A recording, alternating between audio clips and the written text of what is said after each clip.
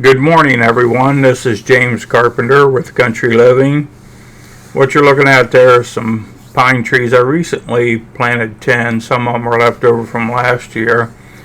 This is a dead-looking strawberry patch. I hope it comes back, but we'll see. Those are recent transplants from the project that we're going to talk about today. What you're looking at right now is grass in the strawberry patch. So this is kind of a before, and this is what it looks like after. I dig it all up and I remove the grass. So here I am. What I'm doing is I'm digging down, a good 4 inches. And I'm turning the sod and the strawberries over like you see there. And there's a reason for why I'm doing that, and we'll see it here in a little bit. But this strawberry patch has been in the ground since about 2006, and for all those years all I really had to do was pull weeds. And obviously I noticed the grass was creeping in, but grass is kind of strange. You go to pull it, you don't typically get the roots. The grass just kind of snaps off. So it's difficult to control and keep up with. And after all these years of having a strawberry patch, it's caught up with me. So I'm going through, I'm digging it up. Right now I'm taking that shovel and I'm breaking that dirt up that's on the back of the clump to help me get the grass separated, the grass and the strawberry separated from the soil that I'm flipping over here. Now you probably notice those concrete blocks. That's sort of a rectangle with concrete lid on it. So basically by now you probably figured out there's a septic tank underneath all this. So what I did was I put cement blocks around the edge of the septic tank, and I put a little bit of more topsoil in there before I started this strawberry patch. And so basically that's why there's an outline around the strawberry patch, because that's the actual shape of the septic tank. Alright, we'll keep digging here. Now I weigh a little over 200 pounds, and I'll tell you what, watch me, boom, put that weight down on there. The soil right now is a little bit moist, but not muddy moist, which is good.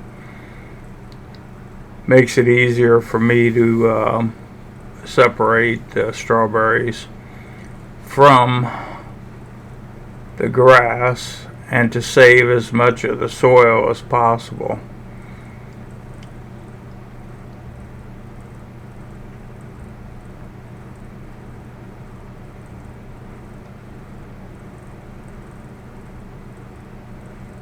The project has obviously taken a few hours. I had 2/3 of it done before I even started the video, but I thought to myself, well, why not do a video on the strawberry patch?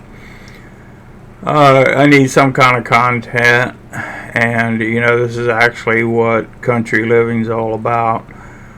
Now here, the sod has been flipped over, and I'm taking that little handheld tool you see laying there, and it breaks up the dirt, and I scrape it across the dirt, breaks it up, makes it easier for me to do the separation of the grass and the strawberry. So I'm making 2 piles right now. I'm making one pile of grass that I'll dispose of, or compost actually, and the other pile is the actual strawberries.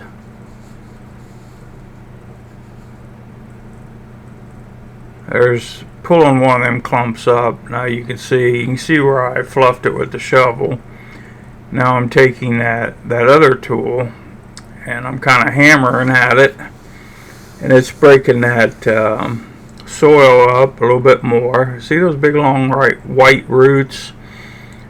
Those are somehow how that grass connects, and I made it my mission to get as many of those out of there as possible, which means as much grass as I could possibly see without overlooking. But I'm not a grass expert, but I do know that those roots are the reason I couldn't pull the grass out, because those roots are deeply embedded into the soil. There's a strawberry. Yep, came out alright. Another one.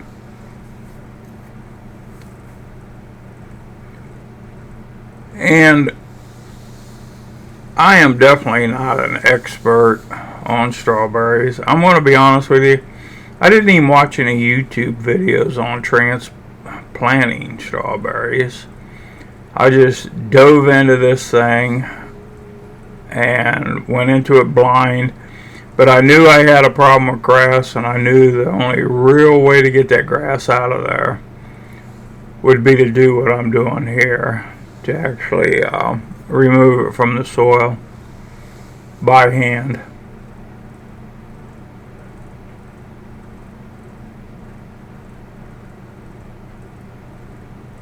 The only drawback to this process is when I set those strawberries off to the side, the roots are exposed.